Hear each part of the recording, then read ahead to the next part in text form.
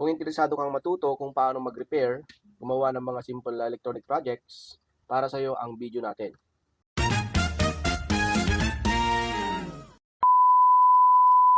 Magandang gabi mga idol, may mga rabi iyo kakabsat nga nagurat. So for today's video mga idol, sa araw na ito o anong oras man na dadaan sa inyong newsfeed ang ating video, magandang araw at magandang oras po sa inyo. Sa topic natin ngayon o anong share natin na topic ngayon mga idol, tungkol po ito sa soldering iron, no? Pag-usapan natin ang isang mahalagang tool na dapat malaman ng mga nagsisimula sa electronics at sa electrical, ang ating soldering iron, mga idol. Kung interesado po kayo, kung interesado kang matuto kung paano mag-repair, gumawa ng mga simple project o electronic projects o maintindihan kung paano magdudugtong ng mga pyesa, malaking tulong ang pag-aaral ng tungkol sa soldering iron sa iyo, mga idol, o sa mga beginners. Itong video natin na ito ay malaking tulong po sa inyo, mga idol. So kung interesado kayo, panoorin nyo lang po ang ating video hanggang sa dulo. So ano nga ba ang soldering iron, mga idol? So ang soldering iron, so isang kagamitan na nagbibigay ng init at tunawin ang solder o itong lead na tinatawag natin. Ito po yung lead. So isang metal na ginagamit sa pagdugtong ng dalawang bahagi o dalawang wire at sa electronic component, no? So magsample po tayo sa ating electronic component kung paano po ang gamit ng ating soldering iron, mga idol, no? So ganito lang po 'yan, no? So ito yung ating soldering iron, ito yung ating lead. Ganito lang po ang ating gagawin. Yan. So yun po ang ating ginawa ay nagdugtong po tayo ng wire o metal dito sa may electronic component, dito sa may potentiometer, mga idol. Yan. So ang ginawa po natin, dinugtong po natin yan dito sa may body niya, mga idol. So yun po. Yan.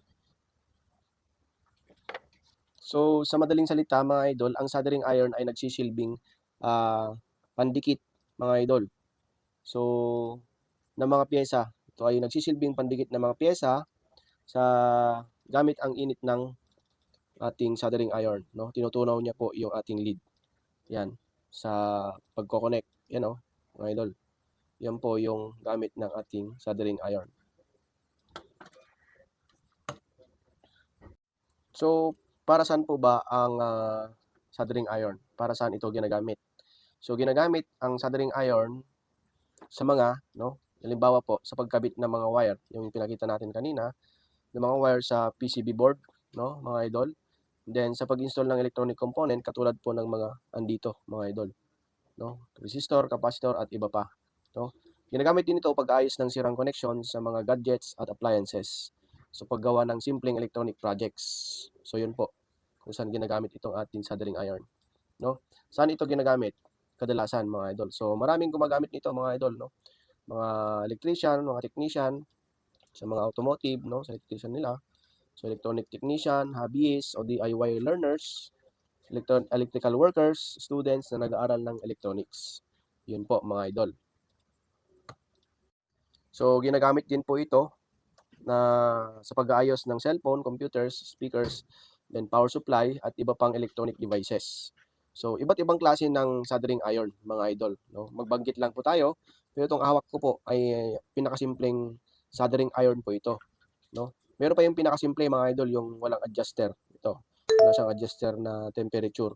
So ito kasi may adjuster. So ito yung nabili ko sa Shopee, mga idol, na pwede ko ring i-recommend sa inyo na maganda, no? Magandang quality. Ilalagay na lang natin yung link sa comment section, mga idol. Maganda yung quality natin, no? So ang kinuha ko po, in order po natin ay 60 watts, mga idol. So usually kasi sa electronics, magbigay lang ako ng idea, mga idol. Sa electronics, ginagamit po nila is nasa 30 watts lang po. Pero sa akin, okay na po itong 60 watts kasi sa experience ko, mas madaling gamitin yung mas taas yung temperatura, mga idol. So 60, yung kinuha natin, 220 volts. 220 volts, 60 watts, mga idol. Yan. So isang simple lang ito, mga idol, na soldering iron. So ito ang pinakaangkop para sa mga beginners, no? Ito yung pinakaangkop sa mga beginners, simpleng itong gamitin at bagay sa mga unang pagsasanay, yung mga nagpa-practice pa lang, mga idol. Nagpa-practice na mag-solder. So ito, ilalagay natin yung link sa comment section, mga idol. Next, Yon. Pangalawa, yung kinokontrol natin yung temperatura. Meron din yung ganong soldering iron. Ito, parang ganito, mga idol. Yung pinakasimple kasi yung walang yung adjustan ng temperatura. And yung pangatlo po ay yung tinatawag nating soldering station. Yan, ipa-flash po natin sa screen kasi wala tayong sample noon. Picture na lang ipa-flash natin. Yan po yung sa may screen natin. Yan po yung ating pangatlo, no, na halimbawa ng soldering iron. Soldering station kung tawagin. Ito ay mas advanced na klase ng soldering iron, no? May kasamang control box na magbibigay ng mas eksaktong init, no? Mayroon siyang control, no? At mas maganda ang performance o pagtunaw kumbaga, mga idol, no? Pang-apat, mga idol, ipa-flash din natin sa screen, yung cordless. Meron din tayong tinatawag na cordless soldering iron kung tawagin. Ito ay portable, no, dahil gumagamit siya ng battery. Ah, Pwede mong dalhin kahit saan, no? Pwede ring battery o gas, mga idol, no? Maganda ito kapag kailangan magtrabaho sa lugar na walang kuryente o walang outlet, mga idol. 'Yon. So, panglima, mga idol, yung soldering gun. Meron din tayo niyan na klase ng soldering iron. Pa-flash din natin sa ating screen. So, mas malakas ang init nito, no? At kadalasan ginagamit sa mas malaking wire at electrical connection. So, kadalasan ang soldering gun ay ginagamit sa electrical, no? Sa mga mas malalaking wire. So, 'yon, magbigay lang po ng reminders, mga idol, no, para sa paggamit ng soldering iron sa safety natin. Kasi isaalang-alang natin, pag gumagamit tayo ng soldering iron, yung safety ang unang isaalang-alang natin o i-consider natin. So, bilang beginner, mga idol, no, mga kamsat, tandaan na ang soldering iron ay mainit, mga idol, no. So, umiinit ang soldering iron sa hanggang 400 to 600 degrees Celsius, ano? So, dapat gumamit ng tamang pag-iingat. Huwag hawakan ang dulo nito. Ito, mga idol, dulo hanggang dito, mga idol, kasi mainit na init yan pag ginagamit natin. At ilagay ito sa soldering stand, kagaya po nitong nasa atin ngayon, no? So, gumamit po tayo ng soldering stand, hindi po pwedeng ilagay lang kung saan-saan. Ipapatong dyan, dito, sa mga kahoy o plastic. So, dapat meron kayong soldering stand na metal, mga idol, no? At ilagay sa soldering stand kapag hindi ginagamit, no, mga idol. Yun po ang safety reminders po natin sa mga beginners, no.